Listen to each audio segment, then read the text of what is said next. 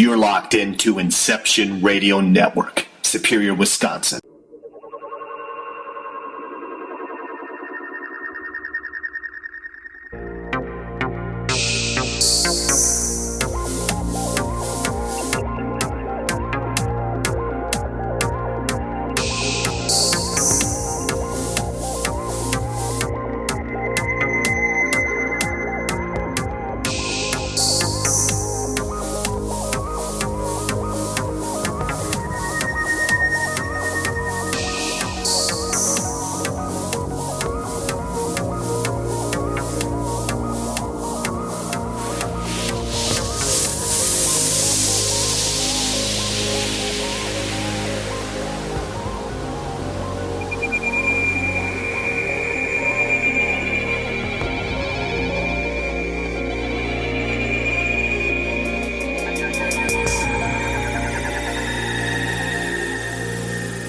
And now your host of California MUFON Radio, Lorien Fenton.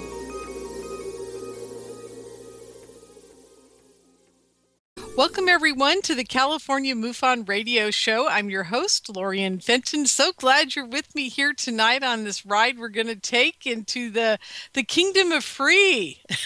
It's going to be very interesting. But before we get to it tonight, I've got some announcements to make as usual. And I just want to thank everybody for their outpouring of, prayers and things to try to help me find a place to live. We're still working on it, but I can only be depressed so long, so I'm going to keep my chin up and keep hoping that something breaks loose here. But I want to thank everybody out there who's praying for me. I really appreciate it. And also, don't forget, we've got the MUFON Symposium coming up here, and I'm typing it in right now. Let's hope I can get to it, and I hope I can spell correctly tonight. MUFONsymposium.com.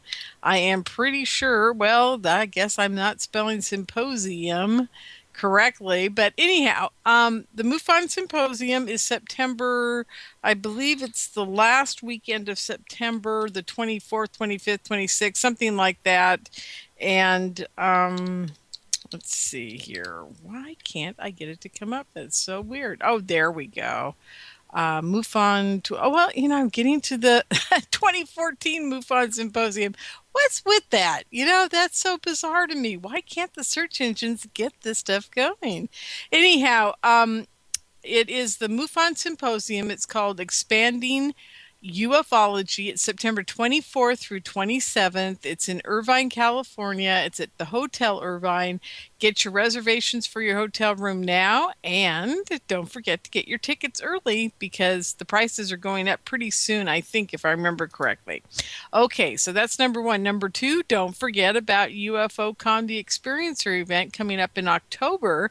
That's 1 month after the MUFON Symposium in Sacramento. It's October 24th and 25th, and we'll be doing all kinds of things around experiencers, and that is one of the reasons I've got Rey Hernandez from F.R.E.E. on again on the radio show tonight, is talk a bit about F.R.E.E. and its evolving and what we're going to be presenting possibly at UFOCon this year, if we can get some flyers at least out about the new F.R.E.E. and what they're doing. Barbara Lamb is going to be at our conference, and she's part of F.R.E.E., and Lori McDonald, who is also a hypnotherapist up here in Northern California in Sacramento, is also going to be there, and she is part of F.R.E.E. So, we have quite a few of the F.R.E.E. contingent showing up at UFOCon, the Experiencer event this year in Sacramento. So to check out that event, go to caufocon.com. That's CA as in California, ufocon.com. Check it out. I don't have a whole lot up there. The website will be completely updated in the next week or so, and you'll get to see all the great speakers that are going to be there, and it's going to be quite phenomenal, I must say. Also, don't forget, here at IRN, we have an amazing app that keeps you posted about all the shows here at IRN. So get that app. You need it. You need it for your phones. Okay. Well, Rey, are you with me? Yes, I'm still here. Yes. Oh, great. Wonderful. Well, I just wanted to get through all that work there. I have all these announcements I got to make at the beginning of the show. It's like I feel like I'm working. It's so much fun, actually, though. I get to look at all the web pages for all the upcoming events. It is fun. So tell me, what have you been doing since you were on the show just recently, like a few months ago, and you were talking about free and how it, what free's doing. Give the folks an update. First of all, tell them who free is and what free is all about in case they haven't heard the first show. Second, go into what's been going on with free and what's happening with it into the future here. So, Okay. No, thank you. It's an honor to be on your show again. We've had very pleasant exchanges over the phone and on your last show as well. And so I thank you for inviting me back again. oh yeah, no problem. I Um, love having you guys from Free on. So, Thank you. The name FREE stands for the Foundation for Research into Extraterrestrial Encounters. And FREE is a little bit different from of other organizations that are out there. FREE is a scientific research non for profit. It was co-founded by Dr. Rudy Shields, who is an emeritus professor of astrophysics at Harvard University, and also Rudy is the first director of FREE. Um, FREE has now been recently incorporated as a non-for-profit, and we're going to be today. Actually, the 1st of July is our first formal day as an organization. oh, Uh, wonderful. Congratulations. Thank you, thank you. And Rudy, just a little bit about his background. He's 74 years old. He's now an emeritus or retired professor of astrophysics at the Harvard Smithsonian Center for Astrophysics at Harvard University. And Rudy worked very closely with Dr. John Mack uh, since the very beginning of Dr. Mack's interest in ETs and working with experiencers. If you listen to most of Dr. John Mack's presentations that are on YouTube, uh, Dr. Rudy Shield is mentioned in almost every one of those presentations. Um, um, uh, Rudy was, in a way, a mentor to Dr. Mack in the arena of of the multidimensional aspects of our reality, uh, of quantum physics. How, for example, these ETs can come through a wall, can come through windows. Can The ships can be in one place and then instantaneously reappear 20 miles away in another place. Um, and a lot of the telepathy. Rudy had worked very closely for Dr. Edgar Mitchell, and still they're very dear friends and work very, very closely. He was the one that explained to Dr. Mack the whole aspects of telepathy and how it works, and all the research studies that were done on telepathy. And then on vice versa, Dr. Mack tutored Rudy on a lot of the experiencer research that he had received, and information from experiencers. And so then Rudy was introduced to many experiencers over the years while Dr. Mack was still alive. And so we've got a person who has been in this field for at least 20 years, and also someone who is one of the most well-known cosmologists in the world. Rudy's Absolutely. Yeah. Yeah. Yes, He's done some amazing work around that. So, anyhow, go ahead. yeah, I'm sorry. I just wanted no, to acknowledge that because yes, he's phenomenal. correct, correct. Rudy's expertise, he's got several areas of specialty, but he's most well known for black holes. He had a debate with many of the world's leading theoretical physicists that had done theoretical and mathematical papers on black holes. The most famous one was individual is Sir Stephen Hawking from Cambridge. And Hawking, for many, many years, was known as the world's leading expert on black holes. But about 20 years ago, Rudy did he pointed various telescopes to at a black hole, at a quasar. And the data that he got back after leaving it up there for several weeks was very, very different from what was being circulated in the theoretical physics arena. And so, after several years of digesting all of that data, because it was tons of data, and then he started to crank out a series of papers on what is the true nature of black holes. And for many years, no one accepted that theory because, who is he to go up against, Sir Stephen Hawking and Juan Maldacena from Princeton and Right. Leonard I Susskind from remember all Stanford. this. I remember all this flap happening where everybody was pitted against each other and the black holes were in the middle and everybody was chucking stuff into the black hole, Yeah, correct. trying to And get their hypothesis as being the correct one, right? correct. And it was all based upon theory and mathematics. And Rudy was the first one to publicize that, look, it's not just theory and mathematics, there's observational data. And he published all this data of what all these different telescopes were coming back with all these instruments in terms of all the different measurements and findings from all these telescopes. And so, lo and behold, you move forward now 20 years later, and Hawking publicly admitted about 2 years ago that for over a 30-year period, he had been totally wrong on actually what was a black hole. And he never gave Rudy credit for it. But so Rudy has been a pioneer in many, many different areas. And he certainly is very knowledgeable of the ET contact phenomenon, because even after Dr. Mack passed away, he still was very, very active in this field. Yeah, So, absolutely. mhm. Yep. And I believe he spoke once or twice at a MUFON national conference, or the International UFO conference, and Yes. and so he is our first executive director. The other co-founder is Dr. Edgar Mitchell. And really, he needs no introduction. Six Men on the Moon. I guess I can label him the father of disclosure movement, because he's been leading that front for many, many years, saying that not only are UFOs real, but that ETs are real. Um, and another arena, Edgar has been one of the pioneers. He founded the Institute for Noetic Sciences, Yes.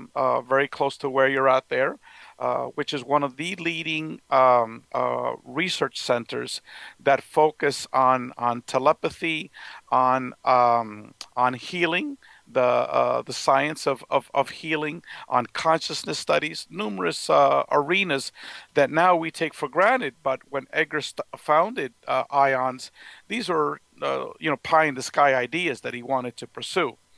Also, another arena that Edgar doesn't get credit for is that he's also was one of the first physicists, and Edgar is a has a physics background from MIT, has a Ph.D. from MIT, to try to work out the physics of consciousness, and also the physics of zero point energy, and the physics of energy healing.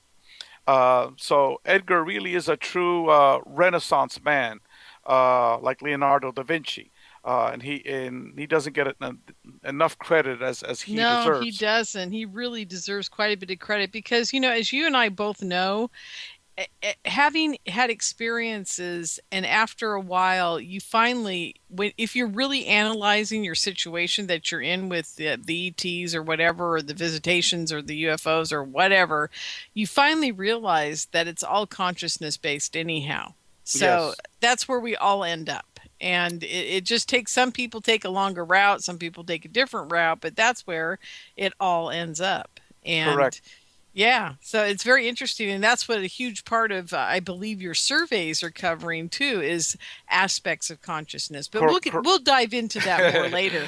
I Most just wanted definitely. to, yeah, I just wanted to point that out to people that when we get around to that tonight, it's going to be a very interesting conversation. So Yes. anyhow, Edgar, a lot of people know, is one of the fathers of of consciousness research as it relates to physics, and also non-physics aspects in terms of the I guess what is now known as the post-materialist paradigm of what is consciousness. And what basically, in a nutshell, is that consciousness is totally independent of the brain. So we can focus on those topics later on, but that's both Edgar and Rudy are can be considered experts on consciousness, and that's one of the main areas that F.R.E.E. is working on. But let me continue with some of the other Oh, yes, please. I was going to have founders. you go through the whole list for us. Yeah, yeah, correct. The other leading founders of F.R.E.E. Is Mary Rodwell. Mary, in my opinion, is one of a handful of people that I would say that are the leading researchers in the field of ET contact. She has worked and researched with more than 3,000 experiencers. The reason why Mary is not as well known in the U.S. as other individuals is because she lives in Australia, and most of her lectures take place in the United Kingdom and in Europe and in Australia, Hmm. and not so much in the U.S. Just because it costs a hell of a lot of money to to fly someone to the U.S. and because there's a lot of individuals here in the U.S. that have been working in this field for many years. But Mary is way out there in terms of knowledge base and working with experiences, and also focusing on this topic of consciousness. Mary's one of the few researchers in this arena that has that focus, that specialty in working with experiencers. Um, Exactly. Yep. Other individuals, we have Dr. John Climo, who's a recently retired professor of transpersonal psychology and parapsychology, who has been a tenured professor for over 40 years. And I would dare to say that he's probably the one of the most uh, well-known academics in the field of parapsychology and transpersonal psychology. Um, and as you know, it's very difficult to become a tenured professor and stay a professor in this field because you just can't find places to publish. That's Um, right. Yeah. and and John is also an experiencer. Uh, I would Oh, now say that's very interesting because I had no idea he was an experiencer as well. So yes. that's really cool. Yeah, Okay. I'm at liberty to state certain individuals that are experiencers, but people would be shocked at the individuals on our board of directors who are experiencers. Uh, Could we be safe to say that they all are? uh, well, there's certain individuals, see, not all, because then you would be able to identify all of them. Let's put this way, the vast majority of them are experiencers. Okay, that's cool. I get Okay. it. Some And people just, they aren't ready to go public with it because it can harm their jobs, their life, their marriage. I mean, there's a million reasons why I yeah, wouldn't go public. It's well, too late for me, but everyone in our group is above 60 years old, um, except for maybe one other individual. But I can go through each of them, and they have their own particular reasons for why or not. But almost everybody is public that they're an experiencer. right. Um, I gotcha. almost everyone in our group. And John is the chair of our academic research study, the Free Experiencer Research Study. And he's perfect for the job because he's an experiencer. He was a professor for 40 years, and for 40 years he taught research methodology, Hmm. which is basically how do you go about doing research, and he has chaired over 250 PhD dissertations. So it's going to be very difficult for someone to try to attack our study on a methodological lines because we have all these professors that are part of this research committee. So let me go over some of the other people on in our group. We also have. Let's go through the PhDs first of all, even though we don't demarcate between a PhD and a non-PhD and as our board of directors. The other one is Dr. Leo Sprinkle. Most of your listeners should know of Dr. Leo Sprinkle. Oh, He's yes. he's a retired professor of psychology. He was the first academic, at least this is my understanding, that actually published academic articles on experiencers and on the experiencer contact phenomenon. Um, I And I believe, think you're right about that. I think Mac and oh gosh, why can't I think of his name? I can see David Jacobs and a few others were doing it as well, but I think it was years later. yeah, correct. It was years later. Yeah. Leo told me that the first study that he did, which he didn't publish it, but it was an informal study, began in 1962. So Wow. That's that's a long time That's a ago. long time ago that he's had this interest. So I guess it's fair to say that he was labeled, the dean of experiencer studies. Yeah. Many years ago, it was known as abduction studies. But not only everyone else is in our group believe that the appropriate terminology is experiencer research. Right. And I'll go into that detail later on in terms of some of the data that we've come up that backs up this position. Another person we have also another recently retired professor after 30 years of teaching as a tenured professor at the State University of New York. He's a neuroscientist, and that's a big deal for us. His name is Dr. Bob Davis. And Hmm. he's someone that a lot of individuals might not know about. Bob was a regular, scientist most of his life until several years ago. He and his wife were out in Sedona. They were on vacation. And then out in the desert, they saw a UFO. Actually, two UFOs, two very large orbs. And then Wow. from one of those orbs, another little orb came out and shot out, like a lot of people have stated, in terms of how these crafts operate, where these little orb-like entities shoot out from inside of it.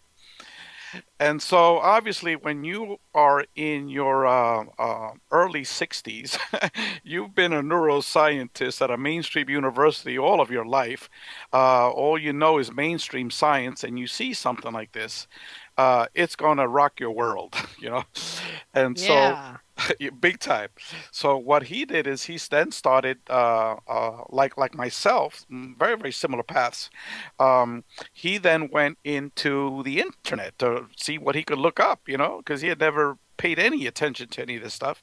And then he didn't get any answers in the internet. It was more confusion than anything. Same thing with same thing with my situation. So what he started to do exactly like I did, because I also have an academic background, is to do an academic literature review to see what professors and academics have written about this. And he also got into the works of Hynek, Dr. Mack, the Condon Report, all of the different government studies that have taken place on UFOs.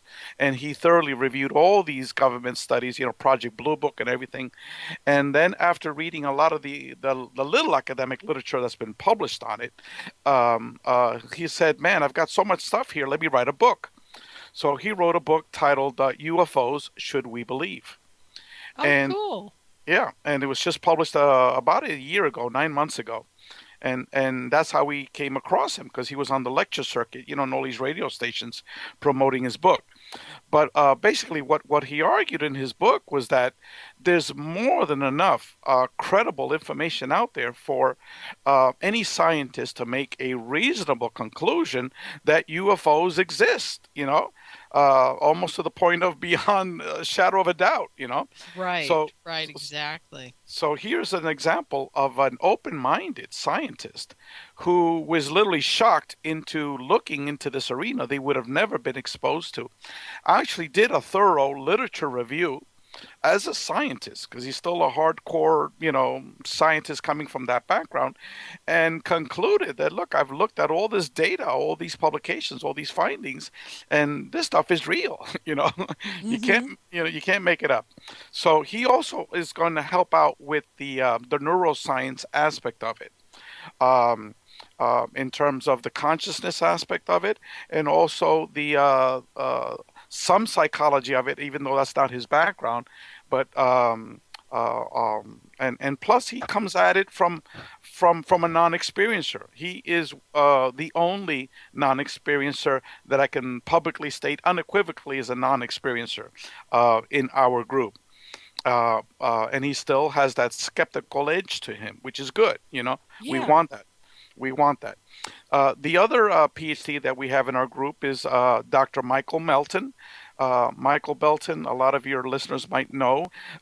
He is one of the individuals that runs this radio show on Saturday evenings, Starborn Support Radio. Oh, okay. Yeah, and he's also a member of Starborn Support, which is an organization mainly centered in the east coast of the U.S. and the Northeast, and it's an organization that was founded by Audrey Hewins and her sister, and it's quite a large network that they have there. They do experiencer support. They have a yearly conference now. It's entering year number 5, I believe, and it's all just purely experiencers. Okay. Oh, Uh, wonderful. So, it sounds like it's the same thing that I'm doing up in Sacramento. So we got like an East Coast, West Coast thing going here now. Correct, correct, correct. And she's had very, very big heavyweights that have spoken there over the years. You name it. This year, for example, she's going to have Grant Cameron. She's going to have Stan Friedman. She's going to have Kathleen Martin, Denise Stoner, Chris Bledsoe. Um, Let me see. I forgot. There's a whole bunch of other speakers, but these are very well known personalities and experiencers, Oh, um, and and wonderful. and the rest are experiencers that I don't recall their names. So it's Michael is affiliated with that group, and he runs this radio show, which is every Saturday night on, I believe it's KGRA Radio. And also, even more importantly, Michael has worked with experiencers for the last, I think, was 8 or 9 years, providing counseling and support to them. And almost every night of the week, he's on the phone with an experiencer. Well, That's how good for busy. him. Yeah. Now, what kind of PhD does he have? Oh, he's a psychologist. He's a Um, psychologist. Okay, Psychologist, great. and he Okay, you may worked. have mentioned that. I may not heard it though. Yeah, and he worked for many, many years for the Veterans Administration, and he worked with veterans that had post traumatic stress syndrome. And so here's someone who knows the whole clinical psychology field very, very well. Someone who has worked with experiencers one on one, providing support for it's either 8 or 9 years. Someone who's heavily involved in the experiencer support movement, almost every day talking with an experiencer. So he's another, tremendous resource, and he's also has published articles. So he has that academic publishing aspect of it. Cool. Um, Now, Cool. the other board of directors in Free are still continuing with these heavyweights. I already mentioned Mary Rodwell and her background. Mary published a book which, in my opinion, again, I'm biased here, but in my opinion, is the best book that anybody can buy in this field. It actually is a support book, and that's what a lot of people don't realize. And it's never gotten the circulation that it should have gotten. But the book is titled Awakening, and what it is Yes, yes. yes. Okay, now I remember because I got a hold of that book and I haven't read it yet. Oh my goodness, Isn't that terrible of me? Oh, I admit it here live on air. that book is a support book. Okay, it's a Oh, support book. cool. Okay, and there's nothing like it out there. It's a book to provide support to experiencers. You can get it, I think, online for $10 at her website. Yes, Um, absolutely. You so can. And yeah, last time we had Mary on here, I think we told the audience where they could get the book and how to get a hold of it. And yeah, her book is quite extraordinary, I gotta say.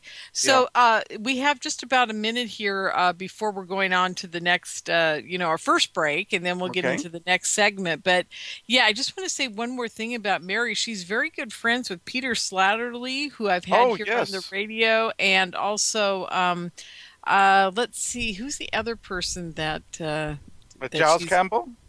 I think so. Yeah. I'm trying to remember all the guys' names down in Australia that she's been hanging out with. They're really amazing experiencers. Oh my God. Yes. Yeah, they're all support members. They're all buddies, experiencer buddies of our program. They're also consultants to F.R.E.E.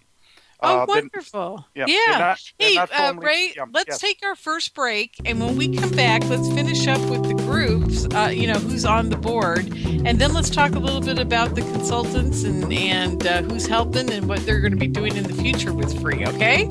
So everybody stay with us. We'll be right back after our first break. You're locked into Inception Radio Network, Superior, Wisconsin. Don't have a computer? Is your internet connection down? Don't worry. Use your trusty cell phone or landline and call into our listen line at 401-283-6700 to listen to the Inception Radio Network 24/7. Again, that call-in number is 401-283-6700. For the Inception Radio Network, I am MJ.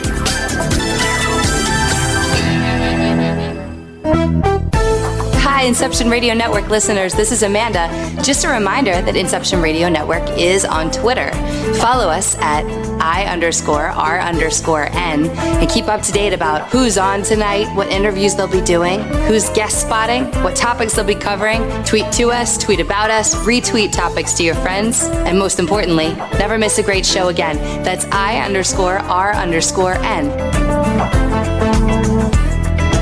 Do you have a smartphone? If so, Inception Radio Network is the best app for you. Available on iTunes, Android, Samsung, and most other app stores. Just search Inception Radio Network. With the app you can listen live, check out podcasts of recent and past shows, view our videos, see what shows are coming up, who the guests are, and, via the chat room, send live questions to those guests.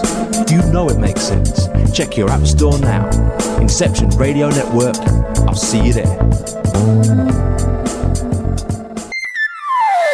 Hello, IRN listeners. This is MJ saying hello and sharing an awesome secret I discovered. It's called DreamNuage.com. Fresh, raw, organic ingredients are used to create all their products. They are made in very small batches to ensure quality and freshness. Handmade in the USA, each product is created with care and with the finest organic ingredients. There are no preservatives, dyes, or chemicals in any product. Stop by Dream Nuage and relax. That's DreamNuage.com. Simple, raw, organic.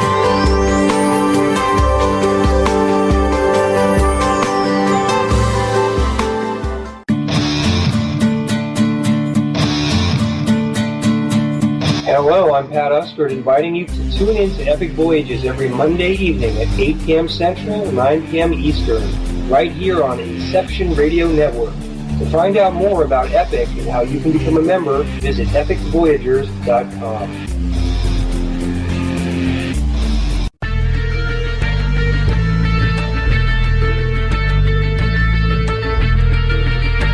EPIC is Extraordinary Phenomena Investigations Council, the forum for scholars, experts, and those fascinated by and involved in the study of ancient civilizations, conspiracies, cryptozoology, ETs, and UFOs, fringe science, the paranormal, and all manner of extraordinary phenomena. Please join EPIC as we examine the mysteries of the world and beyond on epicvoyagers.com. And for updates on the upcoming interactive video presentations, the latest news and discussion on the EPIC forum, as well as research, investigations, and membership opportunities. Epic Voyages program schedule is on the Inception Radio Network. Thank you for joining us.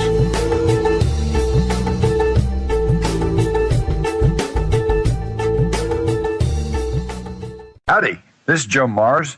I'm inviting you to tune in to Epic Voyages, 8 p.m. Central, 9 p.m. Eastern, Monday nights, right here on Inception Radio Network. To find out more about Epic and how you can become a member, visit epicvoyagers.com. That's EPICVOYAGERS.com. FREE.com. Hello, everyone. Lorien Fenton here, host of the California MUFON Radio show, asking if you'd like special access to exclusive and amazing information about UFOs, the paranormal, and all things unexplained. If you're nodding yes, then join IRN's Insider Club. As an Insider Club member, you'll get an all-access pass to premier Inception Radio Network content for only $4.99 a month. This includes live UFO and paranormal conferences, live streaming UFO skywatches, exclusive IRN radio and TV productions, and of course, paying radio with MJ and Ken Storch. So don't wait any longer. Visit InceptionRadioNetwork.com and click on Member Login to join IRN's Insider Club and get your VIP access today. Welcome back, everyone, to the California MUFON Radio show. I'm your host, Lorien Fenton. So happy to have you here with us tonight on this great ride on the Inception Radio Network and all the other affiliates who replay my show at Veterans Truth Network, Late Night in the Midlands, all the other stations out there who have picked up the California MUFON Radio show. And I want to thank IRN for allowing that to happen. I really do appreciate it.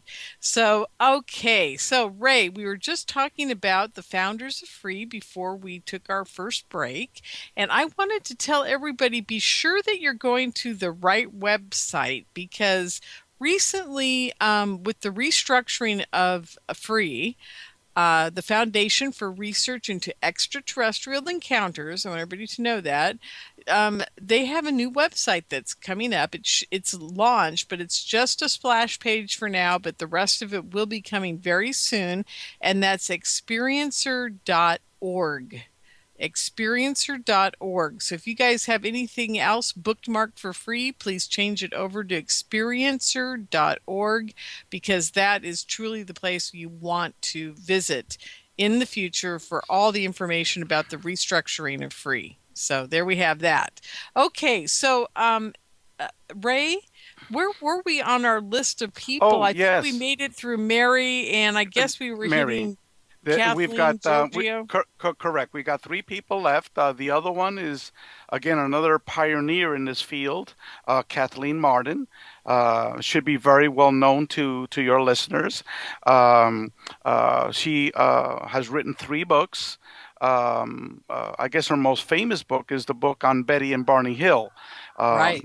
And Betty Hill was her aunt, and Betty actually lived with Kathleen for the last years of her life. Kathleen is also an experiencer, and she came out publicly for the first time that she's an experiencer back in, I was right there, I was live. This is actually at the Experiencer Speak conference, which took place in early September of last year. And that's when Kathleen came out publicly, that she is an experiencer. She's been an experiencer since she was young. Actually, it was after her aunt's experiences.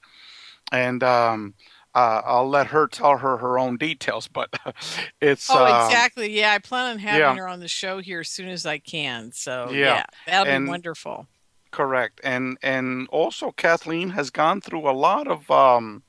transformations herself, and again, I'll let her focus on that. For example, she's also the I forgot the exact title, but the head or the director of MUFON's, which used to be Alien Abduction Research Group. Right, which they're really revamping to help the experiencers much more now. Correct. Yes, They've with her changed. help. Correct. They've changed the name.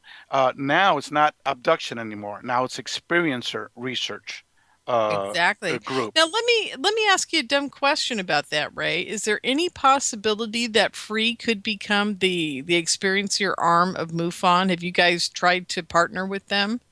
Well, we had a conversation maybe about 9 months ago, and Kathleen was part of that conversation, and Mary and myself, to introduce ourselves to Jan Harsan. Harsan, to let him know what we're doing, our vision, and that was when we were just starting to get some of our projects off the ground. And so he was very excited about what we're doing. He understood that MUFON was not doing the type of research that we were undertaking. And also that we had a focus on physics, and that we had a focus on consciousness. So basically, everyone understood that what we were doing was not something that MUFON was doing separately and independently.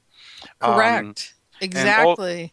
And then yes, Ray, did Jan give you any hint that maybe there might be something coming down the road eventually? Well, I know that that MUFON, through the work of Kathleen and the other members in our group, and Michael Melton is also a member of that group as well. They're focusing a lot now recently on doing experiencer support. And in the past, while that might have taken place, it's not at the how should I say it, at the level that they're doing it now.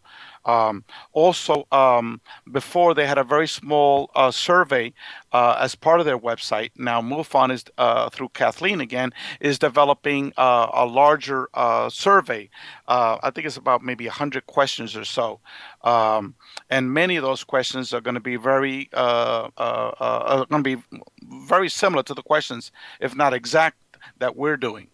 Yeah, Except, well, yes. I hate to say this, Ray, but Yes.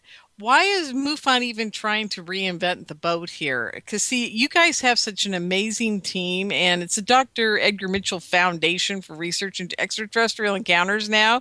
So, it just seems to me that you guys should be partnered up with MUFON. You should be the arm that deals with the encounters, and then leave them to do their case management, but allow the case management people who are dealing with the alien encounters, when they go out to do their research into the episode, or the whatever it may be that the people have called them about, that they have access to the free survey, and they answer the questions with the person that they're actually visiting and helping, and it become all part of the free database.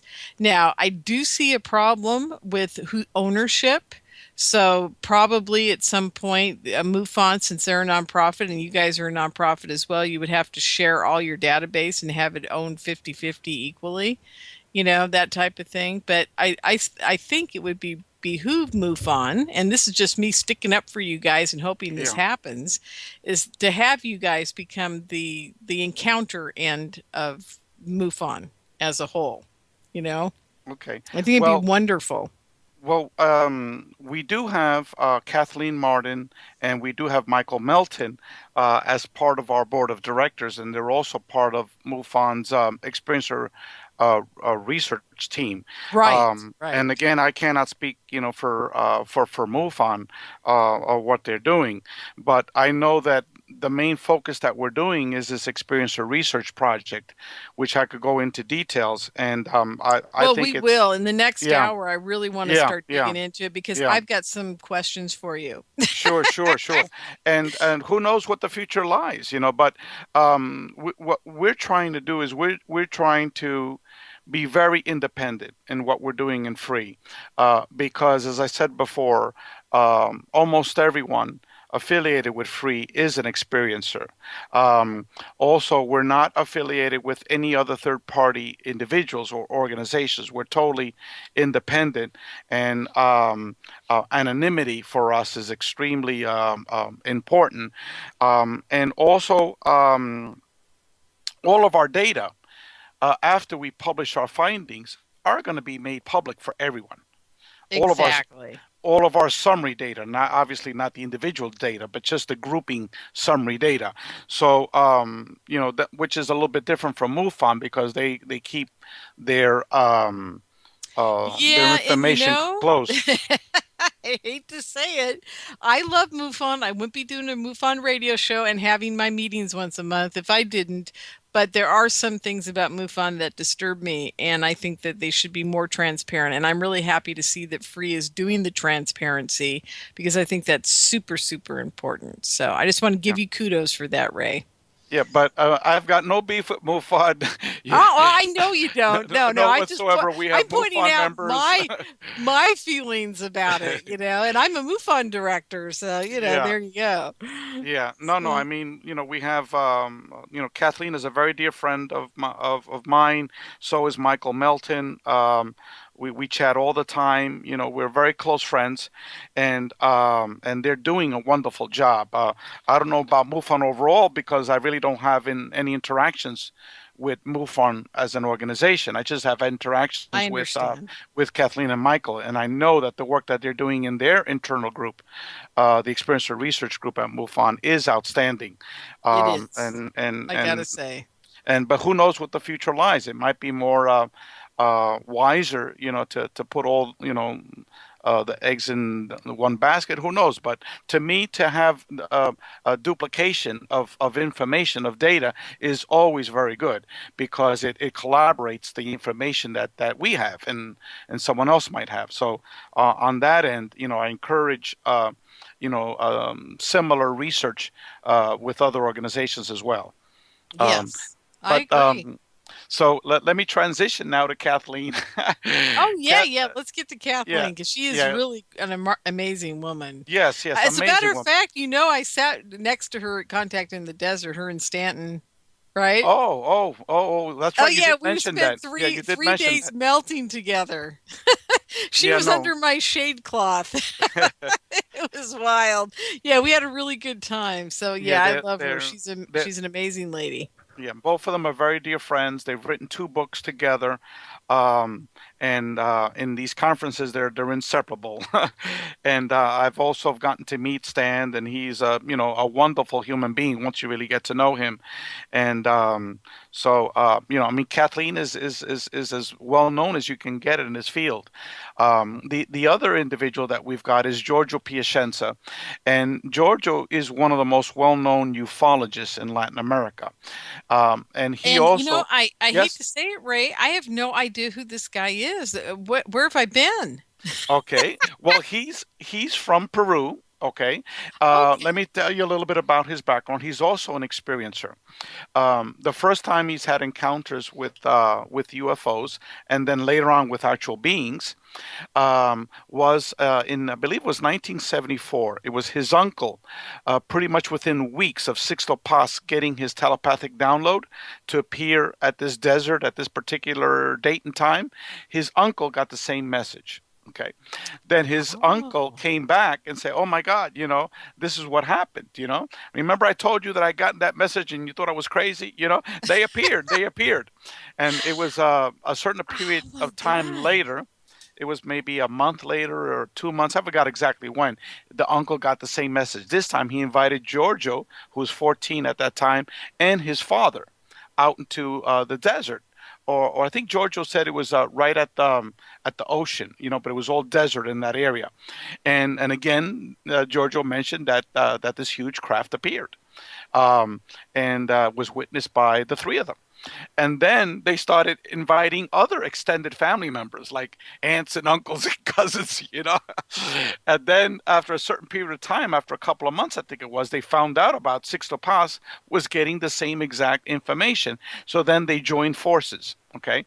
And then now that's wild, because I know about Sixto Paz, and I never said his name correctly, but yes, he was at Conscious Life Expo in LA, and I met him this year, and he's a very interesting guy. And he had an interpreter with him, and all kinds of things going on. But it was a very interesting exchange. And what can I say? Sixto Paz is the second most famous individual working in this field in Latin America outside of Jaime Maussan. Okay. Now, Jaime Maussan, most of his forte is with UFOs and the ufology arena, even though recently, over the last couple of years, he's brought on more experiencers on his shows. And there are various shows. He actually owns a network, a whole That's right, he does. TV station. So it's very entrepreneurial minded, his initiatives. Well, But I'm glad he owns that station because without it, he would never have been able to broadcast that Roswell Slides thing. And correct. and Yeah. I hate to say it, because I'm staying out of the whole fray. I knew the moment I looked at that it was a mummy and it wasn't an alien, and that's just my take on it. And if someone else wants to prove me wrong by getting the DNA from that exact mummy, I'd be happy to say that I was wrong. But I don't know. It just looked like a human being to me. I've seen quite a few mummies, and people really need to go out and look at what mummies look like before they, and it wasn't really a mummy, was it, Ray? It was more like a desiccated child that was mummified because it had all the juices sucked out of it, Yeah. not because it was preserved as a mummy. Same thing with that little Altacama little human. Right. And and I also have the inside information on that as well, because the first person that actually wrote a story about it was a dear friend of mine, my initial mentor in this field, called his name is Dr. Virgilio Sanchez Osejo, who was a colleague with Alan Hynek for many years. He actually was Hynek's representative in Latin America and toured with Hynek to many conferences in countries in Latin America. So that's a topic for another day. But he actually saw this little skeleton in a shoebox. It was at a bar owner was charging, I forgot what it was, 10 cents or something like that for people to take a peek at this thing. And so what he did, he was selling it like a little ET and stuff like that. And so Virgilio was the first one to actually write an article and publish it about it. And eventually this Spanish ufologist from, I think it was Barcelona, became very interested and actually purchased it. And there were many tests that were done on that little skeleton, which demonstrated that it was human. So all these tests were demonstrated that it was human many years ago, before Stephen Greer became interested in it. And in my opinion, he should have publicized the results of all these previous tests. Instead of proclaiming it the way he did, which I think is and I'm going to go a little sidetrack here with you. Let's go down a little road just for a moment. One of the problems I have in the UFO field is people don't think logically. They think about themselves first and how they can get to the top of the food chain in it. Yeah. And they're not always, and I don't think they start out that way, Ray. I really don't. I think they start out with good intentions. I think everybody tries to be as honest as possible in the beginning. They get their first book out, they get to speak at a conference, and then they sell some books. And then the next thing you know, a year or two later, no one calls them and they're forgotten. So what do? They start coming up with other things to come up with and more stuff. And, they just keep. And I honestly, I hate to say it, but I think some people are inventing things just to get back on the top of the heap. Yeah. And that really scares me. And I hope to God I never do that. I don't think I ever will, because I have nothing to really say except for my experiences. But, that's it. There's no need to, because all of humanity is filled with ET contact and experiences. Exactly. So you don't have to talk about your own, you could just talk about others, because you could fill the world encyclopedia. Oh, that's right. Exactly. Because what I was told by whoever I'm talking to, they basically said it's time that everybody tell their truth. And that's what's going on right now, is everybody's talking about it. So the thing is, it's not unique anymore. It's not like it was 20 years ago where you had one person like, Jim Sparks come out, or Whitley Strieber or whatever. There's no top people anymore that are the only ones. There are thousands and thousands of them.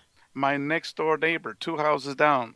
Okay, well, I don't want to say how many houses, because that'll describe where she is. Yeah, they'll go looking for him, right? But basically, her entire family has had ET contact. Okay. Exactly. And I've spoken with all of their family members. It's not uncommon. It's just that people don't talk about it. They even told me that they've never spoken with anybody.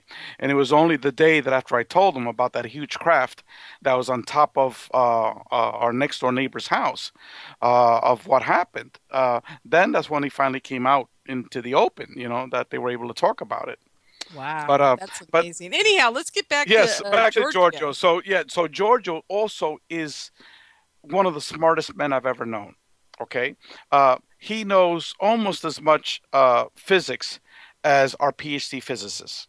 Okay, certainly more than someone that has a BS in physics.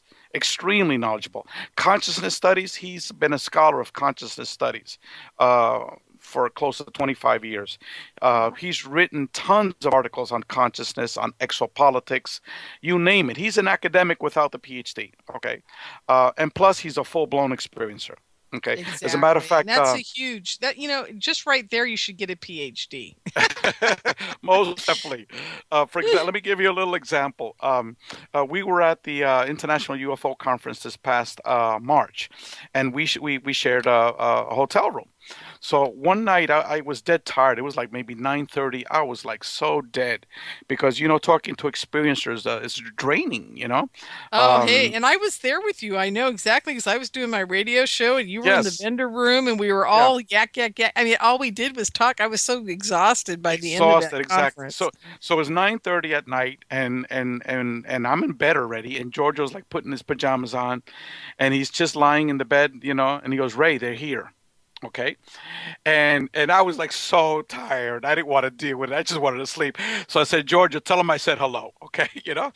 So the next morning I woke up with a triangle mark on my hand, a perfect triangle on my hand it wasn't until 2 days later that Yvonne Smith at one of her workshops, she goes, "Has anyone had any ET contact at this event?" And I looked around, I saw no one raised their hand. So I said, the hell with it. Let me raise my hand. So this is like 2 days later. And so I showed my mark and everyone was taking pictures of it, Now by then it had faded. It had completely gone away by the fourth day, but it was still very clear, very prominent, And so, I mean, Giorgio's like that, He senses, he gets telepathic messages. Sometimes he's seen some of these entities, and it's the human kind, Those are the ones that he interact with. So anyway, Giorgio, no one knows about him here in the U.S., but they should. He really is an intellect and another key member to what we're doing. And then the last person that's a member of our board of directors is Rosemary Ellen Guiley, who, again, most of your listeners need to know about if they don't. Yeah, if they don't know about her, they've heard her on Coast probably. They probably read about her articles in Fate magazine. She's a big player with Fate. Doesn't she own part of Fate or own it? I can't remember. I can't remember the whole deal with that. But I never heard that she's an owner of it. I know that she was she's a prolific writer. So she was one of these editors that wrote articles every month for Fate. Exactly. Yeah, for many, many, many years, actually. Correct. And so she's very, very important to what we're doing because she has researched the whole gambit. Not only experiencers, the people that have had interactions with ghosts, with spirits, with angels, with fairies, with the jinn, you name the topic, she's written a book about it. She's written 62 books about it. And also, that's right. What a lot of people don't know, she's also a big-time experiencer. Yes, absolutely. And you're going to love this, Ray. She's already booked for my April conference here in San Jose, my UFO Con. And we're already talking about the topic. And I think what we're going to talk about this year, which is kind of off the subject of UFOs, but we're thinking about talking about the jinn at the conference. But we'll see. She's got so many things she could talk about. It really wouldn't matter. I'm just blessed that she's going to be there, and she'll all, of course, be talking about F.R.E.E. at that conference as well. Yes, most definitely. She's very much integrated in terms of what we're doing. She's a member of our research committee, like the other members are, and she's full up to speed with what we're doing. And it's a blessing to have her as well. So that pretty much is a nutshell. Are the people that are controlling F.R.E.E. Myself, I'm not a board of director. I'm an operations manager, someone who's like a gopher, who gets things done. Okay. So the board of directors are actually going to control F.R.E.E., what direction F.R.E.E. is going to take. And are you guys going to do a typical nonprofit where the board actually has to have committees and vote upon things that are presented to them about how they want to run the organization? Are you going to be a quote unquote true nonprofit instead of more of a dictatorship, which is what a lot of them turn into? No. We are going to have bylaws, very specific bylaws where the board of directors, if they want to tell Rudy Shield to get lost, okay, they will tell him, and he will have to get lost, okay? Gotcha. If they tell Rey Hernandez to get lost, we don't want you anymore, I will have to get lost, okay? That's how it's going to be operated as a true non-for-profit. And the next step for us in the early fall is to begin the process for the 501c3 status. Okay. Well, on that note, I just looked down and it's time for our second break. I can't believe it. So we'll talk about that more when we get back, everyone. So stay with us. We've got Rey Hernandez here from F.R.E.E tonight. You're locked into Inception Radio Network, Superior, Wisconsin. Don't have a computer? Is your internet connection down? Don't worry. Use your trusty cell phone or landline and call into our listen line at 401-283-6700 to listen to the Inception Radio Network 24/7. Again, that call-in number is 401-283-6700. For the Inception Radio Network, I am MJ. Are you a fan of Inception Radio Network? Do you reckon it's the best alternative talk radio station on the planet? Well, if you do, head to facebook.com/Inception Radio Network and like the page. Tell your friends, spread the word, and keep listening to the best. Hello, IRN listeners. This is MJ saying hello and sharing an awesome secret I discovered. It's called DreamNuage.com. Fresh, raw, organic ingredients are used to create all their products. They are made in very small batches to ensure quality and freshness. Handmade in the USA, each product is created with care and with the finest organic ingredients. There are no preservatives, dyes, or chemicals in any product. Stop by Dream Nuage and relax. That's DreamNuage.com. Simple, raw, organic.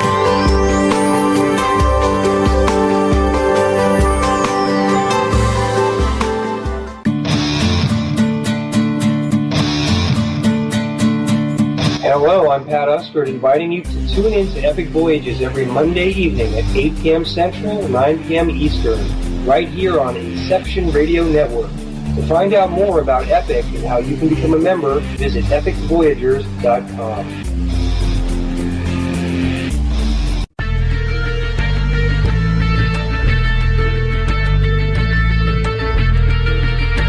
EPIC is Extraordinary Phenomena Investigations Council, the forum for scholars, experts, and those fascinated by and involved in the study of ancient civilizations, conspiracies, cryptozoology, ETs, and UFOs, fringe science, the paranormal, and all manner of extraordinary phenomena.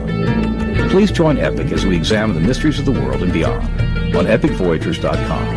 And for updates on the upcoming interactive video presentations, the latest news and discussion on the EPIC forum, as well as research, investigations, and membership opportunities. Epic Voyages program schedule is on the Inception Radio Network. Thank you for joining us.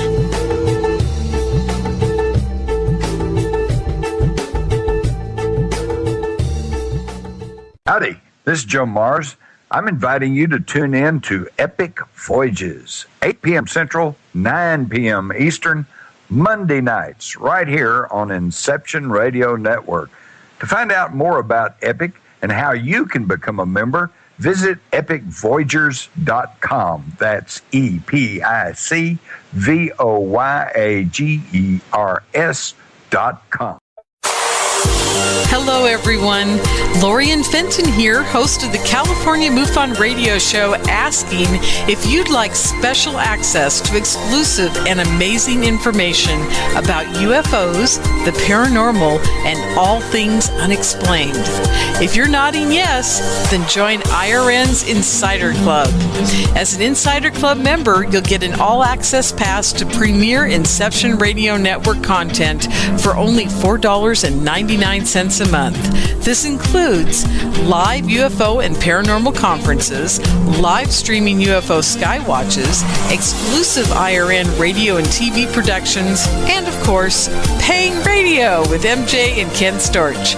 So don't wait any longer. Visit InceptionRadioNetwork.com and click on Member Login to join IRN's Insider Club and get your VIP access today.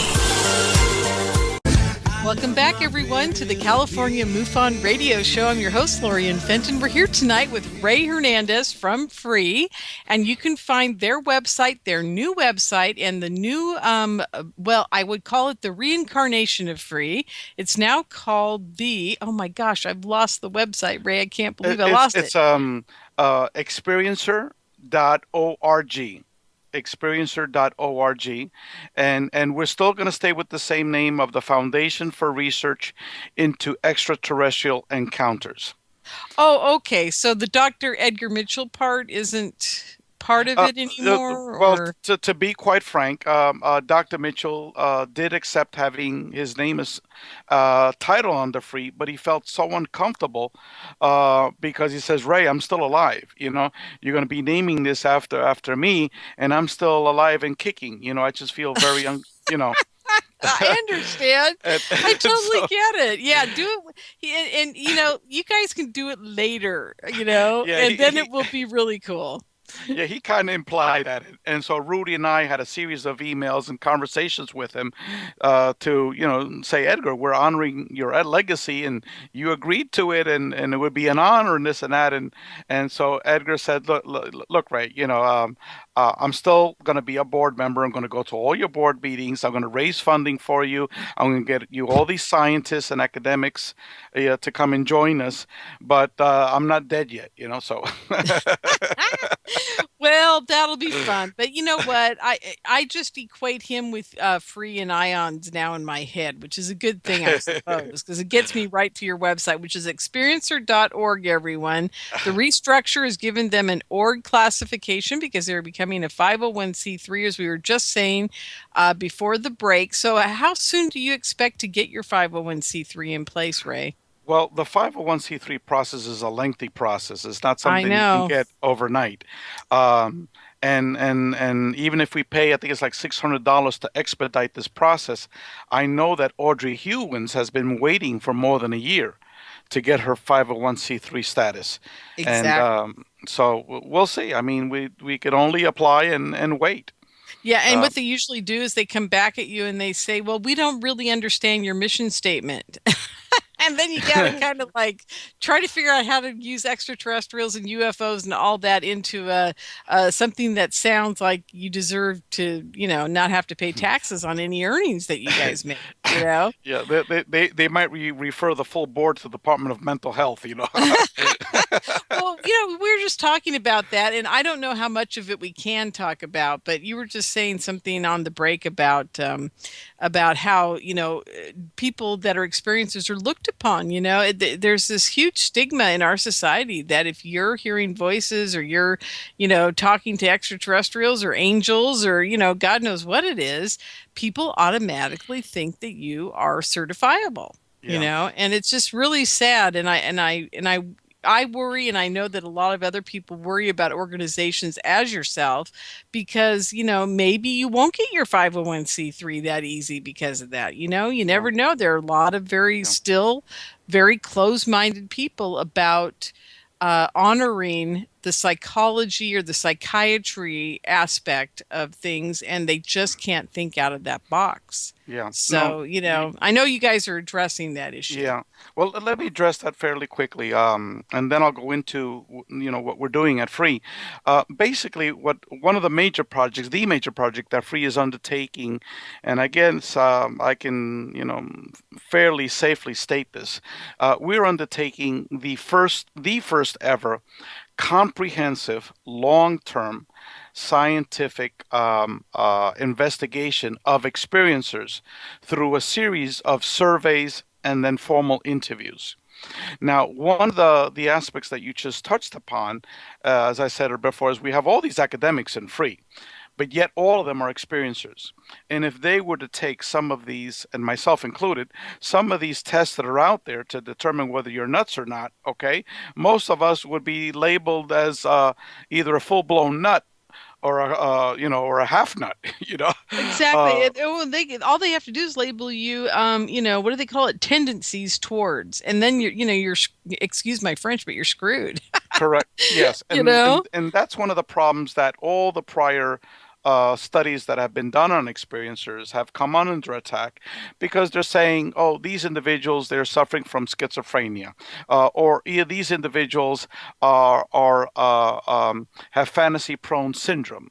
Okay, et cetera, et cetera. So as a matter of fact, today we had a meeting of our scientists and researchers to discuss this very topic. How do you weed out people who are just, plain nuts? And I know we've all spoken to a lot of individuals that are experiencers, but when you talk to them, they're like, my goodness, this person needs to pop some pills, Yeah, it's a tough call, Ray, because, exactly. Where do you draw the line? It's very hard. That's the topic of conversation that we had today, because we want to be able to address that issue. But what we're actually going to be doing is redefining what is paranormal contact, anomalous contact, I should say, and the field of psychology and psychiatry. Because what we're going to be arguing, we're going to be making up our own batteries of tests and administer some standard tests that are out there. But we're also going to be putting it is under the context that experiencers, you just can't be labeled in fantasy prone if while you were a child you had encounters with ETs, if you had telepathic communications, if you went out of body as a child. Doesn't make you fantasy prone, that makes you an experiencer.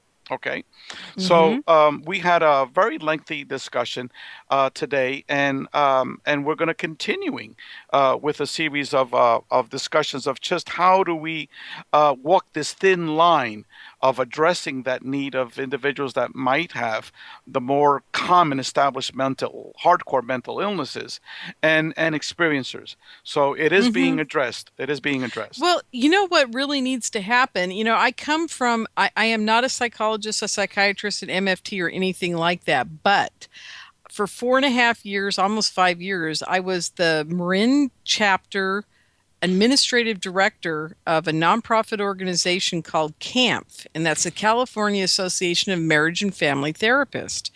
And I put on their conferences, and I dealt with, on a weekly basis, up to 450 of our members, and they were all licensed psychologists or MFTs or what have you.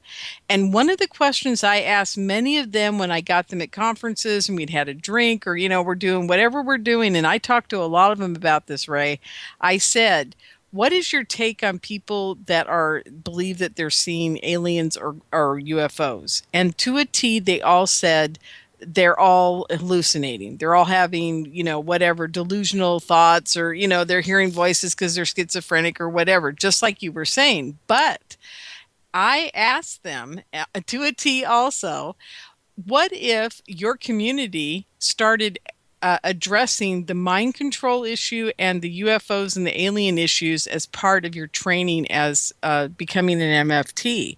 What would you think about it then if it became mainstream, just like PTSD has become mainstream?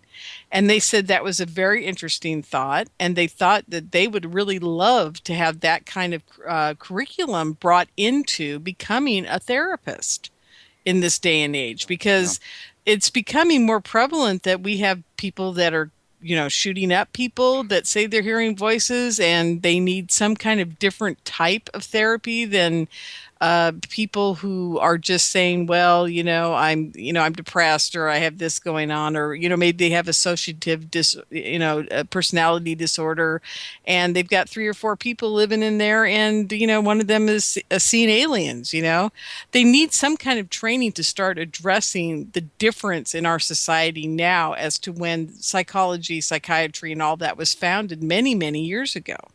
And so that's my opinion, but I just wonder, are you guys in the process of maybe trying to get the whole United States as a whole to start training psychiatrists, therapists, or what have you to deal with this type of experience for people? Okay, well, that's a very synchronistic question that you asked, because we had that topic of discussion tonight.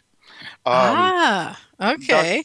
Dr. Klimo wrote a 65-page paper about 9 months ago on that very topic in terms of changing the paradigm of psychology and psychiatry to incorporate anomalous contact, to let the field of psychology and psychiatry know that there are literally potentially millions of people all over the world having these types of experiences that are not going out publicly, but yet if these people would go out publicly, they would be labeled as crazy.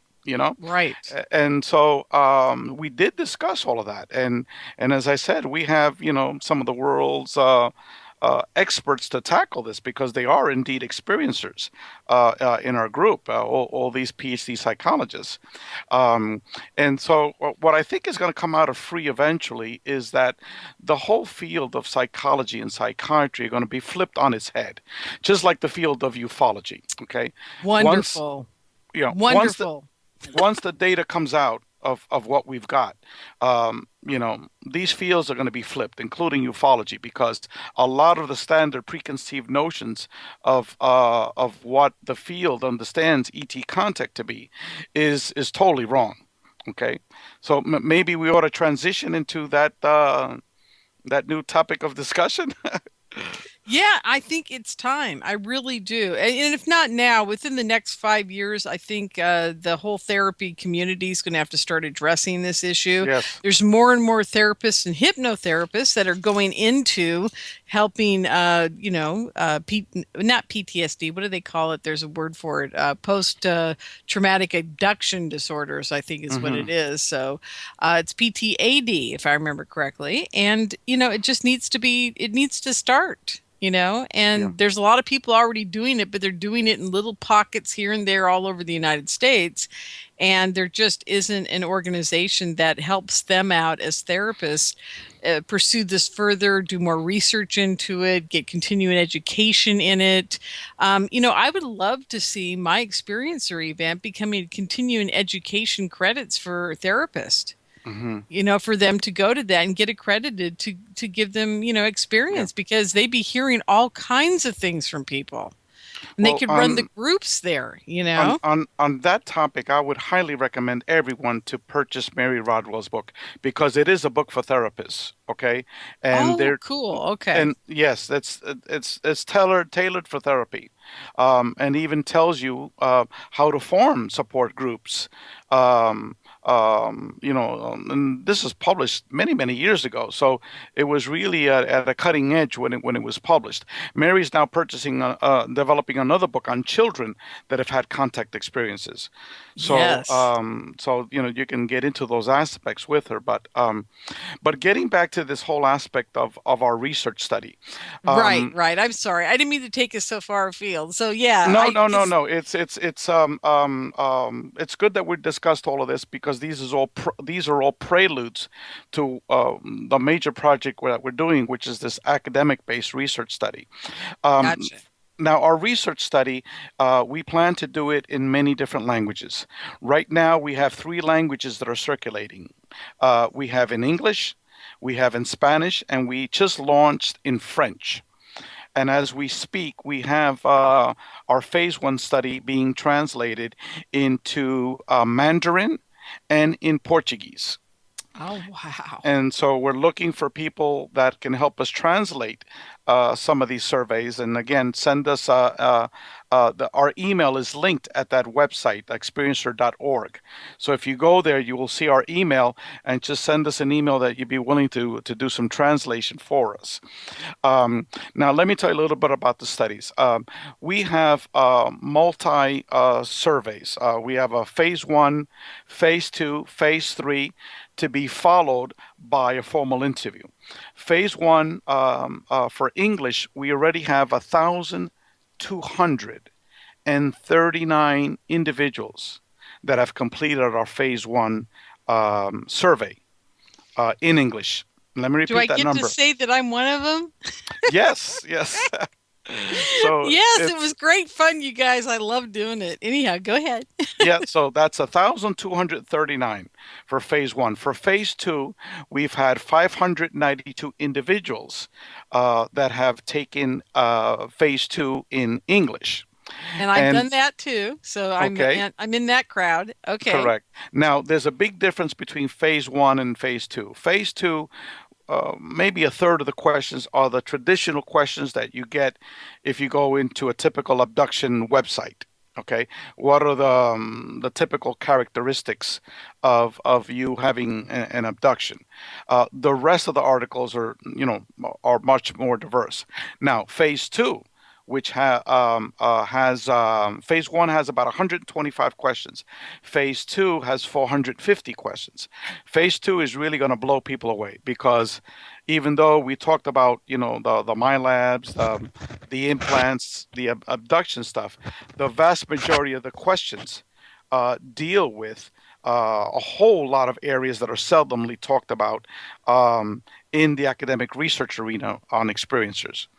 And so in Spanish, we have 300 and almost 40 individuals that have taken phase 1 in Spanish. And there's several differences. There's major differences.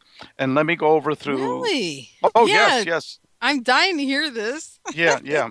So let me go over the phase 1 results, and then I'll transition through all these different studies here.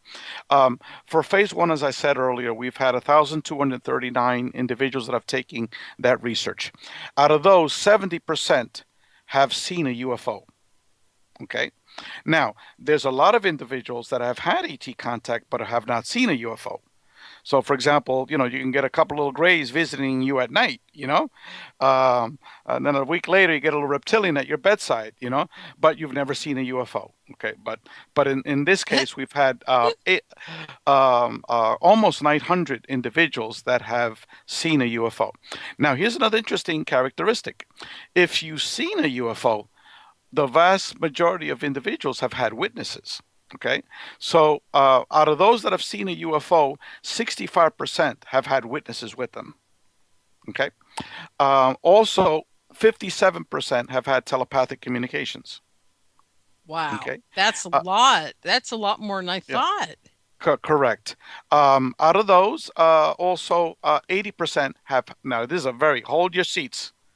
80% have had out-of-body experiences. Oh, wow. Okay. Huge number. And I don't think that that's commonly understood or known in this field. Okay. Also have seen a physical ET. We've had 582 people that have physically seen an ET. Okay, and now there's different ways of having ET contact. One is telepathic communications, physically seeing an ET. Another is having an ET encounter in, let's say, in a matrix type of reality. So this is physically where, if you were able to touch it, you could touch it. 582. Wow, what was the percentage on that again? Well, out of those that answered the question, we had 48% out of all those responders. That's phenomenal. That's phenomenal. That means that almost 50% of the people who've had an experience have been like they could hold the hand of the alien. Correct. Physical interaction, physically seen an ET. Okay. Now, here's another mind-blowing arena here. Okay. People were asked to choose. Describe your interactions with these ETs. Were they positive? Were they negative? Were they both negative and positive, or were they neutral? Okay, so let me start with the smallest category. 5% stated that they were negative. Oh, interesting. Okay, 5% stated that they were negative. 17% said it was both negative and positive. Now, our interviews are going to try to peel out why they answered that way.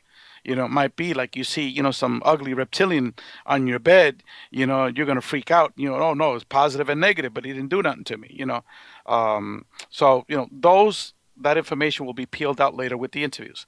Now, those that stated it was neutral, like it wasn't either positive or negative, was 12%. Now, 66% said it was positive. And, okay, so... this is always the area where I just have a problem with it because And this is just my humble opinion. I've had nothing but mostly positive experiences. The 2 times I take that back. Some of my stuff wasn't that positive now that I think about it. And so, I'm on the fence with this because my reality says to me, how can any of this be positive and good for you if these beings are so advanced that they're so far beyond us? How could any of it be positive? Okay. I just wonder. Well, so what's your opinion on it? This is a problem of a survey, okay? Because whenever you're dealing with fixed choice answers and questions, you're going to have problems, okay? But this is where the interviews come in, okay? Exactly. The interviews, you can get into the exact experience instead of relying on positive or negative, you can get the actual experience. Yes, no questions. Exactly. Correct. So all this says, these surveys are like little tools for you to be able to get a better understanding what went on. Then through the interviews, then you can get into the meat, of it, Right now, we're just focusing on the bones here, not on the rest of the physiology of what is taking place. But at least how people describe their encounters is not what is typically portrayed out there in the internet. Okay, so that's a major aspect of it. Now, in terms of the again, this is all the English-speaking audiences. Okay, right.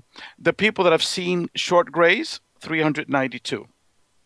Oh, the next number is a lot.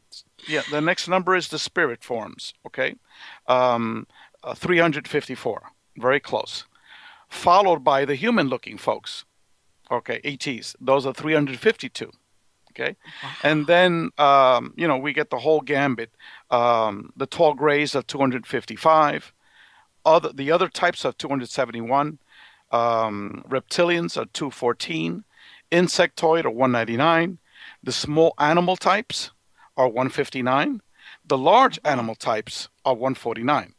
Now, in the interviews, again, we can find out whether these are little baby Sasquatch, that are coming, or like the little, what do you call it, Enoch from the Star Wars, those little guys, Oh, you bet. So in the interviews is where we're also going to be showing the experiencer at the very end of it. David Chase is putting together for us hundreds of pictures. Not pictures, of drawings. Drawings, Drawings of the different types of beings. So, for example, just for reptilians, we could have over 100. For the grays, short grays, we could have more than 100 types. So we'll be showing at the very end of it, because we don't want to prejudice the person that's being interviewed, to help us identify. You said you saw a short gray. Did it look like number 1, number 2, number 3, number 4, number 5? Mm-hmm. So we'll actually even have that type of data from it. Now let me go over some of the findings. Do you have to take a break now so we could before we go into phase 2? Oh, is it 9:30 yet? I'm sorry. I'm not even looking at the clock. I'm so fascinated by your numbers. No, we got a few seconds left here, but Ray, I would never have guessed that in a million years. When the numbers you've just said to me, I would have thought that it was like 75% grays and 25% reptilians, and that's about it. Maybe a few of the humans smattered in there, because that's what we hear mostly. Everybody out there talking says, "Oh, the gray's this, the gray's that." Yeah. So I'm very shocked that it's that balanced in different types of beings. Correct. In Latin America, it's even more skewed. It's 70% have had humans interaction. Oh, that's wild. Okay, well, we're going to talk more about that. And don't forget, folks, in the chat room, give us questions. Ray and I will answer any questions you have for us in the last half hour of the show tonight, so type them in there. Okay, we'll be back in just a few minutes with Rey Hernandez from F.R.E.E. You're locked into Inception Radio Network, Superior, Wisconsin. Don't have a computer? Is your internet connection down? Don't worry. Use your trusty cell phone or landline and call into our listen line at 401-283-6700 to listen to the Inception Radio Network 24/7. Again, that call-in number is 401-283-6700.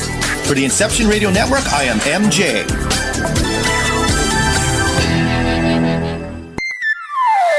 Hello, Ira and listeners, this is MJ saying hello and sharing an awesome secret I discovered. It's called DreamNuage.com. Fresh, raw, organic ingredients are used to create all their products.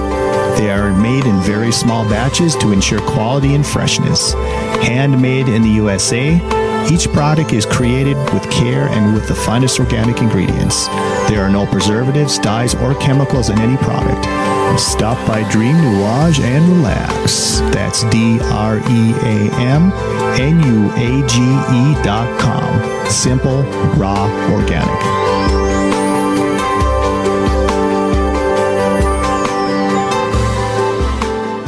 Do you have a smartphone? If so, Inception Radio Network is the best app for you. Available on iTunes, Android, Samsung, and most other app stores. Just search Inception Radio Network. With the app you can listen live, check out podcasts of recent and past shows, view our videos, see what shows are coming up, who the guests are, and, via the chat room, send live questions to those guests. You know it makes sense. Check your app store now. Inception Radio Network. I'll see you there. Are you looking for a cure for boredom? Never worry. IRN's new interactive website introduces a number of ways to pass time while you listen to your favorite show. Choose anything from the IRN chat lounge, the game lounge, video lounge, or the mood lounge. These fun, exciting features let you chat in real time with fellow listeners, view live skywatches, play daily posted online games, or pick a show based on topic. The choices are endless. Use your time wisely, keeping it all on IRN. Hello, everyone. Lorien Fenton here, host of the California MUFON Radio show, asking if you'd like special access to exclusive and amazing information about UFOs, the paranormal, and all things unexplained. If you're nodding yes, then join IRN's Insider Club. As an Insider Club member, you'll get an all-access pass to premier Inception Radio Network content for only $4.99 a month. This includes live UFO and paranormal conferences, live streaming UFO skywatches, exclusive IRN radio and TV productions, and of course, paying radio with MJ and Ken Storch. So don't wait any longer. Visit InceptionRadioNetwork.com and click on Member Login to join IRN's Insider Club and get your VIP access today.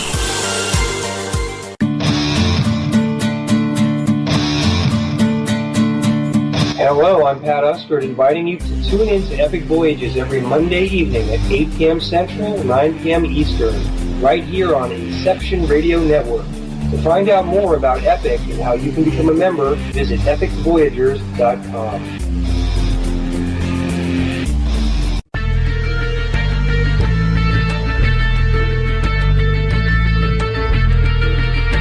EPIC is Extraordinary Phenomena Investigations Council, the forum for scholars, experts, and those fascinated by and involved in the study of ancient civilizations, conspiracies, cryptozoology, ETs, and UFOs, fringe science, the paranormal, and all manner of extraordinary phenomena.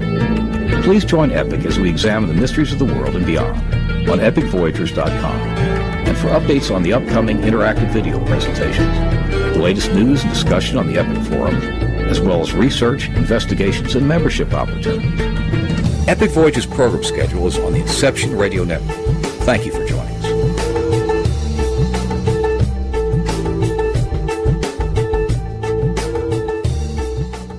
Howdy, this is Joe Mars.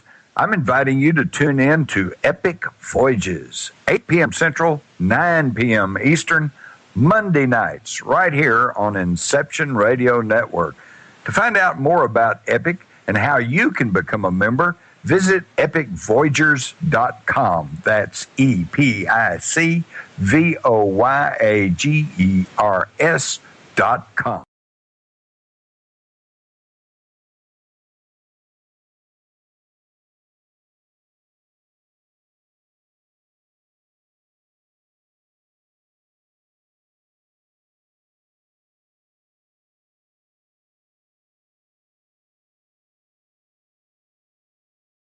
Welcome back, everyone, to the California MUFON Radio Show here on Inception Radio Network. I'm your host, Lorien Fenton. So glad you're with us here tonight. We're wrapping it up tonight with Rey Hernandez from F.R.E.E.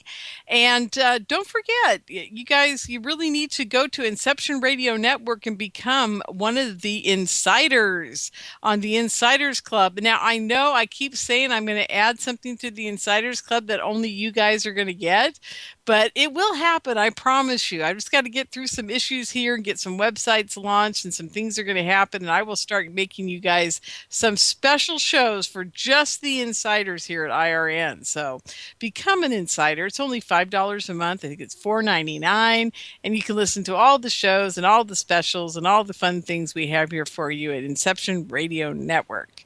So there we go. I just got a message from IRN as well. It says subscribe to the IRN YouTube channel as well. So please do that. That would be wonderful. We'd love to have you over on the YouTube side as well. Okay. So, Rey, what were we talking about right before the break? We were just transitioning into the phase 2 survey. Phase 2, exactly. Okay, let's go. All right, phase 2 is for the people that have had much more quote-unquote significant experiences. Out of those individuals that took phase 2, it was 592 individuals, almost 600 that have taken it so far. And again, this is just in English. And I guess the most profound results that we have gotten so far from phase 2 is that 28%, almost 3 out of 10 individuals that have had ET contact experiences have also had a near-death experience. And let me repeat that again. Almost 3 out of 10. That is so huge. You know, my mute button was on and I was like coughing myself. I was like, oh my God. And then I started coughing more. So that's huge. It's a huge number. And this is information that anecdotally we hear from each other. Individuals that have had NDEs and ET contact. It's a huge number. Now we're actually getting hardcore data of what are the data, what are the statistics of those having. Here's another piece of information. Again, very shocking. 38% of individuals that have taken the phase 2 survey, almost 4 out of 10, have had the ETs perform a medical healing either on themselves or a family member.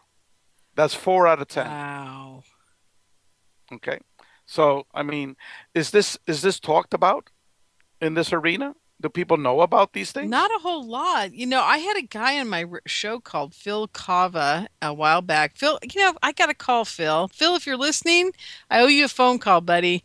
Anyhow, Phil woke up one night to see an ET hanging over his wife, face to face, hanging in midair out of a portal, and he was fixing her. She had cancer. And it was wild. I mean, yeah, it's not talked about a whole lot. It's been talked about on my show quite a bit, but it's not one of those things that a whole lot of people know about, Correct. It's huge.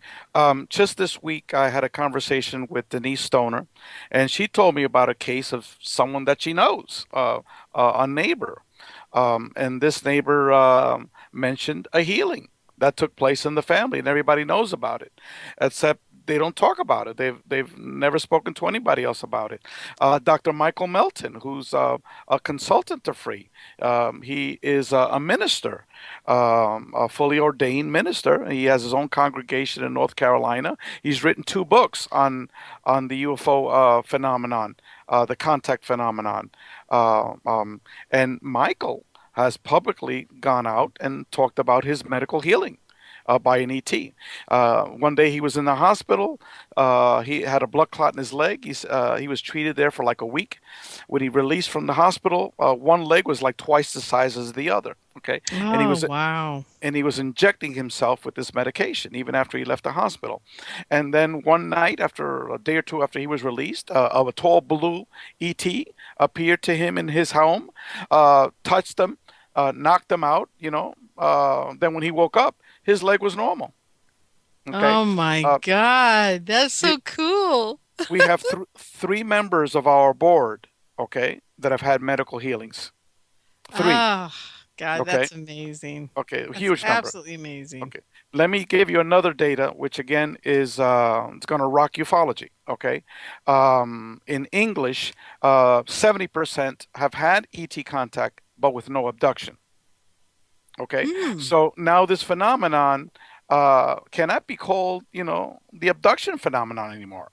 Okay. I agree totally, and I never understood why it got called that in the first place. I call it the contact phenomena. Yeah, exactly. We call it the experiencer contact phenomenon There you because go. it's so diverse, the contact phenomenon that's taking place. And and so it was 70% that have not had abductions. Also, another interesting finding is that roughly 80% of respondents feel that the ETs are somehow involved with the spirit world. And that is, Absolutely. and that is the and that is defined as either pre-birth or post-death. Okay.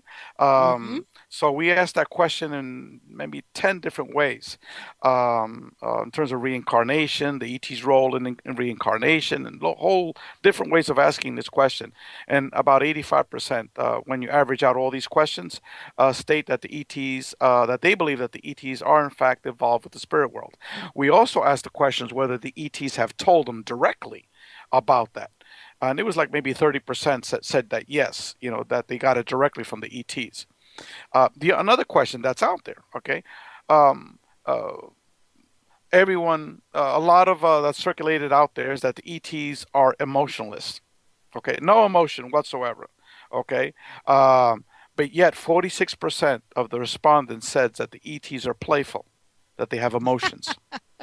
For almost half, almost half. That's interesting. That's very interesting. My interactions have not been playful. Mine were they asked permission to do things to me. So I gotta say, thank God for that. But no, I never got played with. They kept making me close my eyes. So I'm not sure what was going on. But yeah, no, that's very intriguing. I would like Okay. it if they would have been playful. Now, in the interview, we're actually going to get all the details of what actually did they play hopscotch Yeah, with them, yeah, or did exactly. they What kind of play games were they dominoes with them, playing? or what's going on? So, but at least Yeah. that was something that nobody expected. That these huge numbers, just together with all these other things that I'm telling you, these are things that no one expected.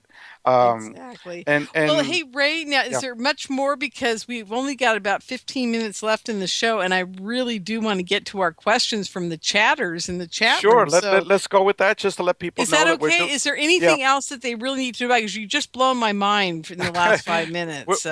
This is going to be an international survey.